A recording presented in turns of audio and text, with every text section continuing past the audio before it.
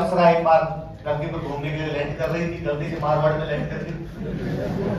गंगे जगह उतरना होगा उसको, जब मारवाड़ में उतरी तब उसको पता चला कि गर्मी है ना, पैक करिए आप 55 डिग्री का तापमान पापड़ बढ़ गया आदमी। पापड़ समझते हो? कितने लोग तो नहीं जानते पापड़ क्या होती है? आईब्रो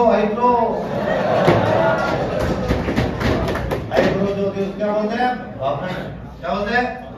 गाँव में ज्यादा लूज चलते हैं, बाहर होता है पापड़ बजे ये जल जाएगी, इतनी गर्मी पड़ती। और बेचारी परी को लगा कि यार गलत आ गया अपने कहाँ पे, लेकिन जहां वो उतरी थी वहां पास में तालाब था, तो परी को लगा कि आपने भाई नहा लेंगे तो भाई थोड़ी गर्मी दूर हो जाएगी थोड़ी, तो तालाब के अंदर नहाने के लिए उतरी। धांधल जी कोई उस दिन अपना घोड़ा लेके जा रहे थे वहां से। धांधल जी लोकल थे तो वो जानते थे पास में तालाब, घोड़े को प्यास लगी, उनको लगा घोड़े को पानी पिला ले। जैसे वो अपने घोड़े को उधर तालाब की तरफ ले गए,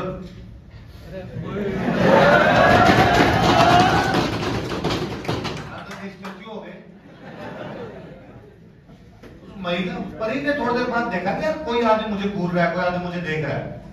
तो उस परी ने कहा कि मिस्टर तुम जो कोई हो पर धांधली कर रहे हो। ऐसे किसी भी नाती भी महिला को देखना है नहीं चाहिए। और उससे भी बड़ी बात, मैं तो परी हूँ, मेरे साथ तो समस्या ही है कि मुझे कोई देख लेता है तो मैं वापस नहीं जा पाती, मेरी शक्तियां समाप्त हो जाती है। मेरी शक्तियां समाप्त कर दी तूने, मैं वापस मेरे स्वर्गलोक में कैसे जाऊंगी? और धांधल जी का किसने कहा वापस जाना है? लगभग घुटनों के बल बैठते धांधल जी का वीडियो मेरी भी। का और कोई इलाज भी अपने पास में पर परी ने मेरी दोस्त शर्त है। पहली शर्त तो ये है कि मेरे से शादी के बाद मुझे अलग से महल बनवा के देना पड़ेगा। धांधल जी ने कहा कोई बात नहीं, मेरे भैया राजा है, महलों की कमी नहीं, अलग से महल बनवा देंगे। और उस महल में विदाउट मेरी परमिशन के कोई भी बंदा नहीं आना चाहिए। और धांधल जी ने किससे शादी कर ली? परी से। समय अंतराल में धांधल जी और परी के एक बेटा हुआ, बेटे का नाम रखा गया बाबू। क्या नाम रखा गया? अब जितने लोक देवता हुए उनमें सबसे हैंडसम कोई लोक देवता थे तो बाबू जी। मम्मी भी चले गए, इसमें चले गए, धांधल जी भी जाते तब तो क्या फूट रहे थे, मारवाड़ का आदमी था काला खोजा एकदम। मम्मी पे गए थे थोड़े नक्स फूट रहे थे एकदम, तब बाबूजी बड़े सुंदर थे। धांधल जी को कई साल बाद में बात लगा कि यार ऐसा क्यों है कि भाई बिना परमिशन के आप महल में नहीं जा सकते।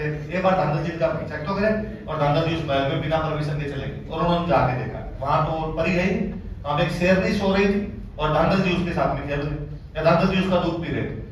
और धांधल जी क्या बाबूजी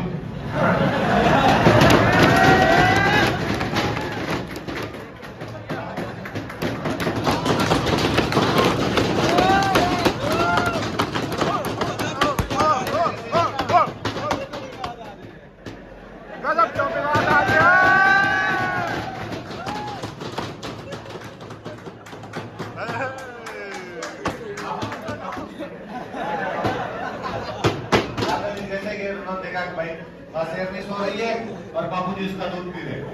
तो यार ये बैंकर होता है, यहाँ पे तो परी तो है ही नहीं। और पर जैसे उस शेरनी ने वापस धांधल जी को देखा, वो वापस परी बनी, और परी बन के उसने कहा इसी दिन के लिए मैंने मना किया कि मैं जब अकेली रहती हूँ मेरे पास ये शक्ति है कि मैं अपना रूप चेंज कर सकती हूँ, अपने शरीर को बदल सकती हूँ, और तुम्हें ऐसे नहीं आना चाहिए था। लेकिन अब तुम आ गए तो कॉन्फ्लिक्ट समाप्त होता है। अब अपने बच्चे को अपने पास रखो, मैं वापस स्वर्गलोक में जाऊँ।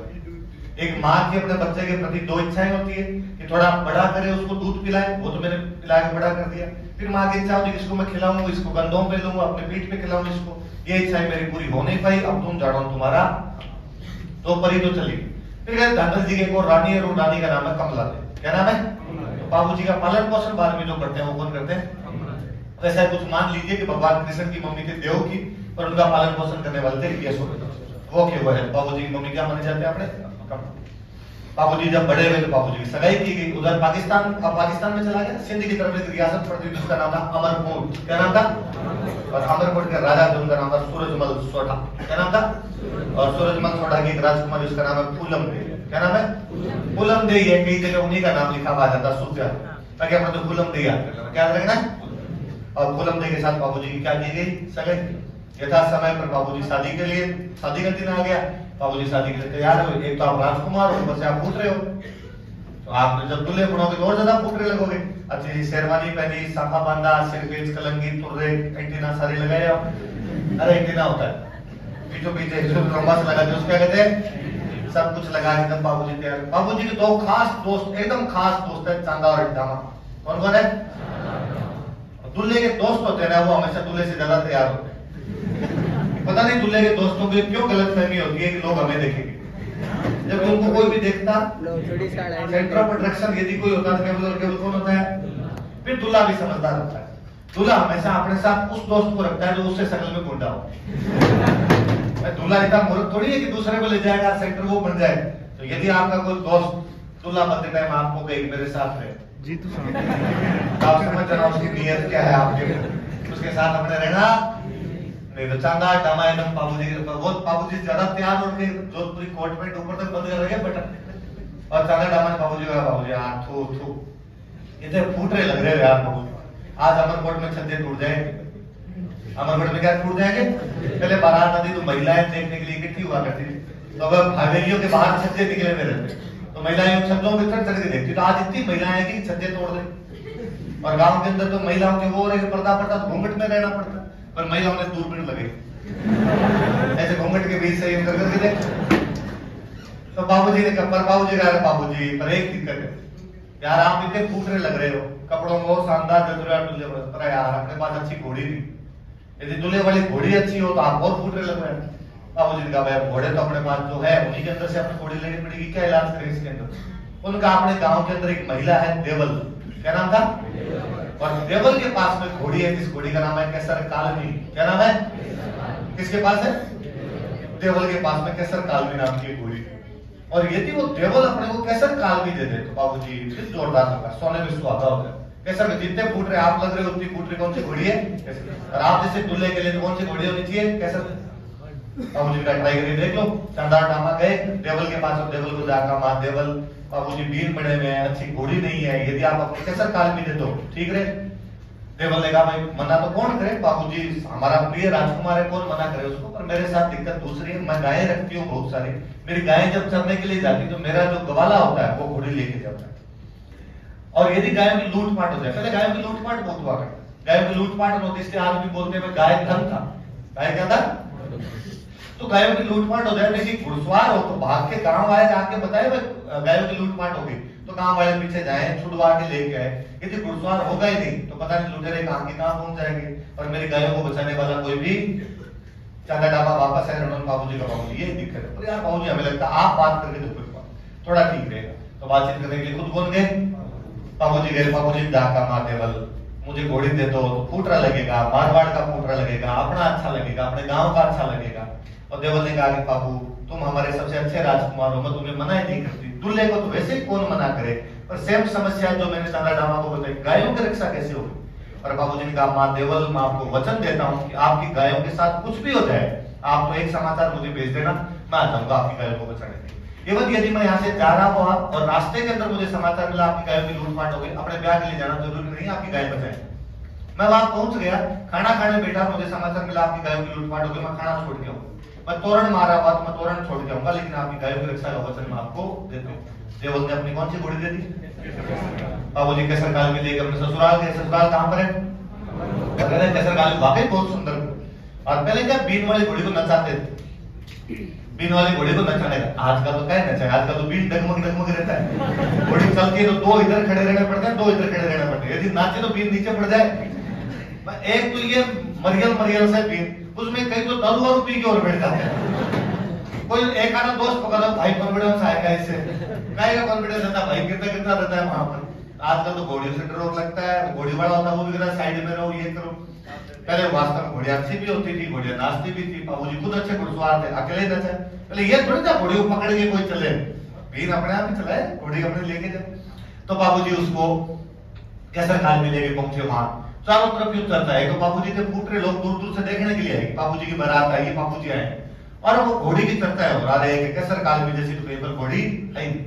ये अगलों को बड़ा पूरा लगा, अमरकोट वालों लगा, ऐसा क्या है तुम्हारी घोड़ी में कि तुम्हारे जैसी कोई घोड़ी नहीं, दौड़ करवा के देख लो। यूं रंग रूप में फूट रहा होने से क्या होता है, नाचने से क्या होता है, घोड़ी का मतलब दौड़ करवाना, दौड़ करो। बाबूजी का करो, बाबूजी का साला अपना घोड़ा लेके आए लोग करवाओ, बाबूजी का आप ही नहीं भाई, थोड़ा रुक के रेस्ट करके, हमारी घोड़ी चल के आई है 1 किलोमीटर, तुम्हारा घोड़ा तो एकदम आप खोल के लाए हो, आप ये तो एकदम फ्रेश है, हमारी घोड़ी एकदम थकी हुई आई है, कल हमारी घोड़ी थोड़ा रेस्ट कर ले, उसके बाद दौड़ लग रहे। उसने कहा बस डर गए, बाबूजी का कुछ भी कर सकते हो, लेकिन जयकांत सिकरे का इको हट नहीं कर सकते। खराबी कभी दौड़ करो।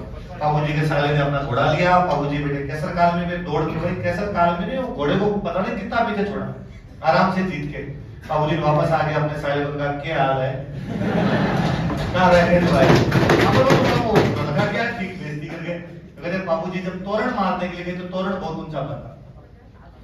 तोरण मारना हिंदी में एक मुहावरा है जिसका भी मतलब होता है शक्ति प्रदर्शन करना। क्या होता है?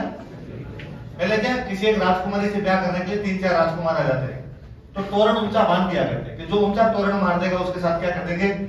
इसलिए गांव के अंदर आज भी कोई यूं अपने में से कोई करे, अरे मैंने ये कर दिया, मैंने ये कर दिया, जयपुर होता हूँ 5 लोगों को कूट दिया था, बाइक इतनी चलती है, कोई दादाजी टाइम भी कोई लोग रहे कि सब तोरण मारे, उन्हें कौन से तूने क्या मार रखे, तो तोरण मारने का मतलब क्या होता है, और वो तोरण बहुत ऊंचा मारे, और बाबूजी का ये तोरण मारो और शादी कर दो। आप ही घोड़ी इतनी अच्छी है, फिर यहाँ तोरण मार के दिखाओगे। आजकल तो तोरण ही नीचा सा बांधते है ना, उसमें भी दूल्हे से नीचे वाले नहीं लगता, क्योंकि घोड़ी भी डरा डरा सा रहता है। फिर एक आधा बेचारा को लड़की पक्ष वाला ऊपर चढ़ता है, तोरण को और नीचे लटकाता है, और कहता है जो ऐसा जैसे तैसे करके तलवार लगा दो इसके। आप कहे कि तोरण मारना है जी, पहले तोरण मारते थे।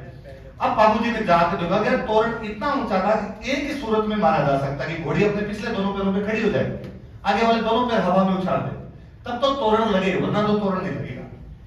बाबूजी लगाम बना दिया, तो बाबूजी उस घोड़ी के हाथ फेरते हैं, ये जैसे कह रहे हो अब क्या करेंगे, केसर ने सिर हिलाया, चिंता मत करो छोटा सा। तो बाबूजी कहते हैं उसको, केसर मत ना दीजिए आज थारो मारो बहुत, मत ना लजाए आज राठौड़ा दी जाते हैं, कैसा आज तेरा और मेरा भेद मत दे देना, आज मारवाड़ के राठौड़ों की बारात आई उसको लज्जित मत।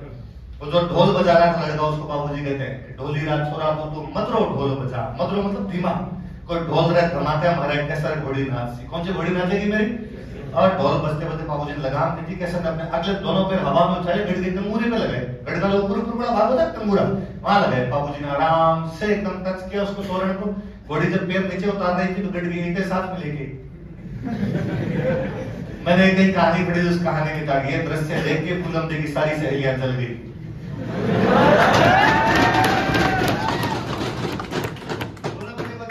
समाचार मिले तो फूलम दे मनी मन राजी थी, साढ़े सरदार। अब बाबूजी अंदर पैरों के अंदर जाके बैठे, बाबूजी ने 3 फेरे लिए। कितने फेरे लिए? कितने कितने मेरे केसर काल में किसकी घोड़ी थी? देवल की। देवल वहां पे बाल बिखेरे ले, गालियां निकालते हुए फेरों के बीच में, मैंने तुम्हें पहले ही कहा था मेरी गायों को कोई लूट के ले जाएगा। उस दिन बड़ी बड़ी बातें कर रहे थे वहां पे, तब कह रहे थे मैं तुम्हारी गाय बचाऊंगा। किसकी गाय बचानी? तुम्हें यहाँ फेरे लेने, तुम्हें ब्याह करना है यहाँ पे, मेरी गायों को कौन बचाए? बाबूजी ने कहा मार देवल हुआ क्या बात करो तो मेरी गायों को जींदराव खींची लूट के ले गया। कौन लूट के ले गया? नागौर में एक जगह थी जायल। कौन सी जगह? कौन से काल का सेंटर है? पाषाण काल का। कौन से काल का? और जायल का एक राजा, उस राजा का नाम क्या है? क्या नाम है? जीतराव खिंची नाम करके एक राजा। कहाँ का? तो मेरी गाय को कौन लूट के ले गया? जीतराव खिंची। मैंने तेरे को पहले कहा था घोड़ी मत लेके जा, तुम घोड़ी ले गए, इस चक्कर में मेरे साथ ये हुआ है। बाबूजी ने 3 फेरे लिए थे। बाबूजी अपना गठजोड़ा खोलते हैं, अमरकोट वालों को कहते हैं सॉरी, मैं वचन दे के आया था देवल को कि मैं तुम्हारी गाय बचाने के लिए आऊंगा। यदि मैं बच गया, जिंदा रहा युद्ध में तो वापस आऊंगा, वापस आके फिर ले लूंगा, और यदि मर गया तो स्वर्ग में मिलेंगे।